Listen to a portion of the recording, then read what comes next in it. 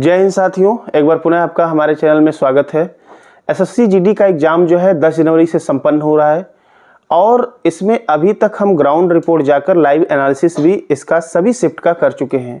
इस वीडियो में हम बात करेंगे कि आपका सेफ स्कोर क्या हो सकता है, इसकी कट ऑफ कितनी जा सकती है बच्चों के एनालिसिस के आधार पर, पेपर का डिफ़िकल्टी लेवल कैसा रहा, आपको किस सब्जेक्ट को पहले अटेम्प्ट करना चाहिए और किस किस टॉपिक पे आपको फोकस करना है और पैटर्न में बदलाव कैसे हो रहे हैं, इन सब की डिटेल बात करेंगे।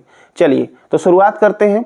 सबसे पहले यदि हम बात करेंगे तो जीके जीएस और करंट अफेयर की बात करेंगे। तो देखिए इसमें 20 क्वेश्चन में करंट अफेयर के आपके जो है 3 से 4 क्वेश्चन पूछे जा रहे हैं। ठीक है, जो करंट अफेयर के क्वेश्चन पूछे जा रहे हैं उसमें एक आध क्वेश्चन ऐसा है जो कि पिछले साल का पूछा जा रहा है, लेकिन उसमें 90% क्वेश्चन जो है 80 से 90% प्रश्न जो है 2022 के रिसेंट प्रश्न पूछे जा रहे हैं। और वो भी जो करंट अफेयर के प्रश्न पूछे जा रहे हैं वो आपके गेम से, खेल से संबंधित प्रश्न आ रहे हैं, तो आप उस पर फोकस कर लें। जैसे आपका फीफा वर्ल्ड कप हो गया, एशियन गेम्स हो गया, राष्ट्रमंडल गेम्स हो गया। ठीक है, अभी कल जो है हॉकी से रिलेटेड गेम्स पूछा गया था। ठीक है, टोक्यो ओलंपिक हो गया।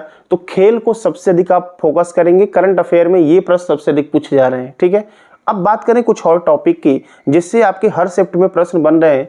तो पंचवर्षीय योजना से 2 क्वेश्चन आपका पक्का है कि हर शिफ्ट में बन रहा है, तो आप पंचवर्षीय योजना को एक बार रिवीजन कर लें। जनगणना से आपको एक प्रश्न देखने को मिल रहा है। लोक नृत्य में आपका शास्त्रीय नृत्य और लोक नृत्य से संबंधित आप क्वेश्चन देख कर जाएं, 100% आपको क्वेश्चन मिलेगा ही मिलेगा। ठीक है, और हम बात करें तो भूगोल में नदी से संबंधित प्रश्न पूछा गया, ज्वालामुखी से और पर्वत से संबंधित प्रश्न पूछा गया, तो इनको आप एक बार कवर कर लें। ठीक है, और बात करें तो उपचुनाव से संबंधित पिछले 2 दिन से प्रश्न पूछे जा रहे हैं, तो उपचुनाव को जरूर कवर करके जाएं। हाँ, अगर कोई बच्चा दूसरे राज्य का है तो उसको दूसरे राज्य का उपचुनाव में कौन जीता है ये कंफर्म नहीं होता है। ठीक है, तो इसीलिए जीके जीएस का जो लेवल होता है वो हमेशा मॉडरेट होता है। और कोई भी बच्चा यदि 20 क्वेश्चन है तो 20 क्वेश्चन में आप मान के चलिए कि वह 10 क्वेश्चन अगर सही आधा अटेम्प्ट कर ले तो उसका जो है अच्छा स्कोर माना जाएगा। ठीक है, चलिए अब और हम आगे बात करने वाले हैं। उपचुनाव के बाद सीएम पूछे जा रहे हैं। अभी तक जो सीएम पूछा जा रहा था कि वर्तमान में कौन है, लेकिन अब आप देखिए इसके पहले राज्य के सीएम कौन है ये पूछा है। जैसे गुजरात का पूछा गया कि गुजरात में जो है इससे पहले कौन सीएम थे। ठीक है, राज्यपाल से प्रश्न पूछे जा रहे हैं। थोड़ा सा नया पैटर्न में जो चेंजिंग हो रहा है वह लेकर हो रहा है मुख्य न्यायाधीश को लेकर। जम्मू कश्मीर और जो है लद्दाख का जो है मुख्य न्यायाधीश पूछा गया था, तो आपको एक बार मुख्य न्यायाधीश को करंट अफेयर में कवर कर लेना है। ठीक है, केमिस्ट्री से जो है आपके फार्मूले पूछे जा रहे हैं, तो आप फार्मूला एक बार देख लें, परमाणु क्रमांक देख लें। ठीक है, इतना आप देख लें, इतना इनफ है, क्योंकि अभी आपके पास बहुत टाइम नहीं है जिसका भी एग्जाम है। ठीक है, इसके बाद बात करें इतिहास की, तो आप पिछले 2 दिन का देखेंगे या जो भी है, इस वंश की स्थापना किसने की, इससे संबंधित प्रश्न आ रहे हैं। ठीक है, और हिस्ट्री में और हम आपको बात करें तो आपको बौद्ध धर्म और जैन धर्म से संबंधित प्रश्न देखने को मिल रहे हैं। और साथ ही कल के शिफ्ट में आपको महाजनपद से संबंधित एक प्रश्न देखने को मिला कि वज्जी महाजनपद की राजधानी क्या थी, तो वो थी वैशाली। तो महाजनपद को भी एक बार आप रिवीजन करें, आपको आगे शिफ्ट में देखने को मिल सकता है। ठीक है, और हम बात करें, ये तो हो गया आपके जीके जीएस का। तो यदि जीके जीएस में आप 10 क्वेश्चन आप सही अटेम्प्ट करते हैं तो ये आपके लिए एक अच्छा परिणाम होगा। ठीक है, और सबसे बड़ी चीज एक्यूरेसी की होती है। आपकी एक्यूरेसी सही होनी चाहिए। ये नहीं कि आप गए एग्जाम में 80 का 80 करके चले आए और 20 सही है 60 गलत है, तो इससे कोई मतलब नहीं। आपको जो 100% मालूम है उसी को आप जो है टच करके आए। तो जीएस में हमने 10 क्वेश्चन डील किया। आगे बात करें रीजनिंग में देखिए कोई भी बच्चा अगर 20 क्वेश्चन है तो 17-18 क्वेश्चन अटेम्प्ट कर लेगा, कोई बड़ी बात नहीं है। इसमें आपको हम बता रहे हैं जो आपको ध्यान देने की चीज है वो है सिटिंग अरेंजमेंट से प्रश्न आ रहे हैं।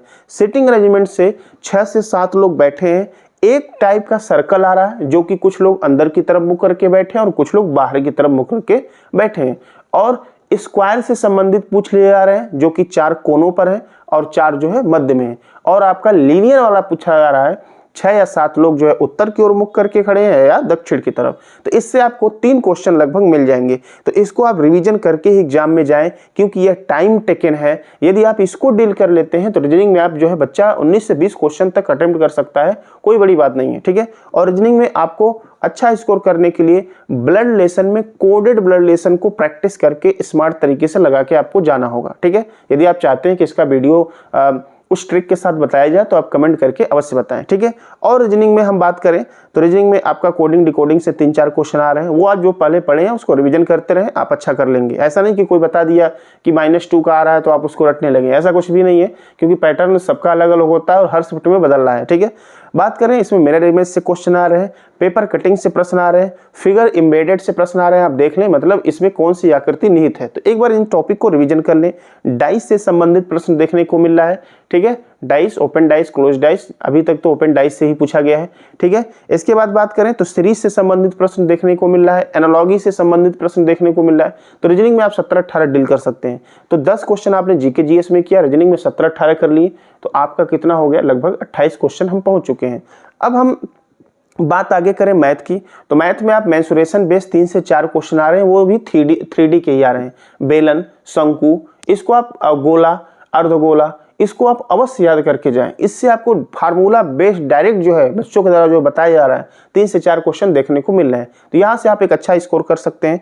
बात करें और तो इसमें प्रॉफिट लॉस से 2 से 3 क्वेश्चन पूछे जा रहे हैं, टाइमर से 2-3 क्वेश्चन, इनको आप रिवीजन करके जाएं। एचसीएफ एलसीएम से 1 प्रश्न पूछे जा रहे हैं, और सीआई से किसी किसी शिफ्ट में 2, किसी में 3 क्वेश्चन पूछे जा रहे हैं। सीआई में 2 वर्ष 3 वर्ष ये पूछे जा रहे हैं, ठीक है। और बात करें इसमें अनुपात समानुपात से प्रश्न आ रहे हैं, एलिगेशन से प्रश्न आ रहे हैं, ठीक है, नंबर सिस्टम से प्रश्न आ रहे हैं। तो इन सब टॉपिक को आप एक बार देख के जाएं, तो मैथ में भी आप 15 बना सकते हैं, कोई बड़ी बात नहीं है, ठीक है।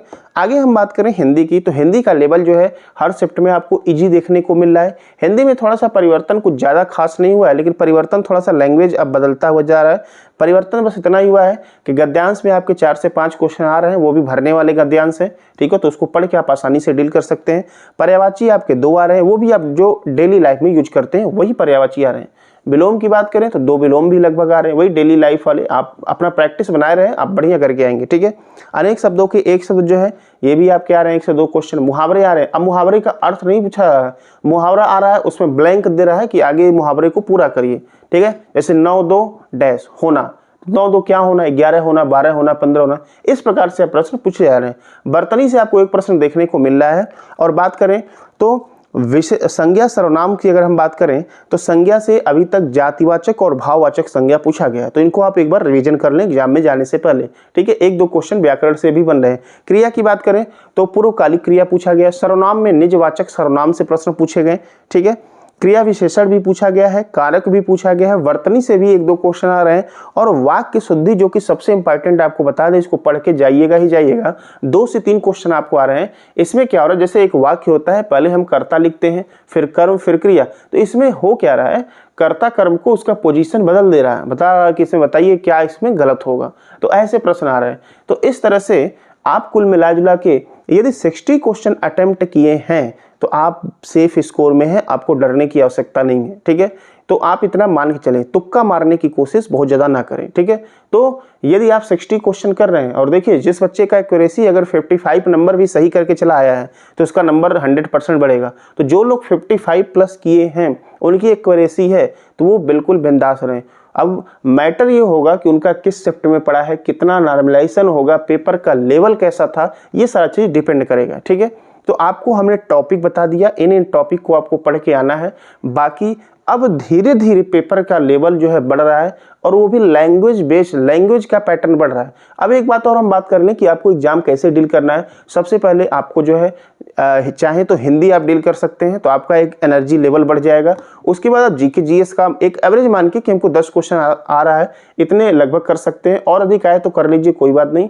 रीजनिंग करिए, मैथ हमेशा लास्ट में करिए, क्योंकि मैथ अब टाइम टेकन क्वेश्चन आ रहा है, और जीएस में भी थोड़ा सा घुमावदार क्वेश्चन आ रहे हैं, तो आप जल्दीबाजी ना करें, आराम से पढ़ के जाएं। तो ठीक है, जिसका भी 55 प्लस है उसके लिए बढ़िया है। और कल नहीं परसों आप जो है ग्राउंड पे जो है लाइव एनालिसिस होगा, लाइव जुड़ना ना भूलें, जिनका भी आगामी एग्जाम है, ठीक है। और आप चाहते हैं किसी भी टॉपिक पे आपको वीडियो चाहिए तो कमेंट में करके अवश्य बताएं। तो ये थे आपके लिए महत्वपूर्ण इन्फॉर्मेशन। थैंक यू, मिलते हैं, धन्यवाद।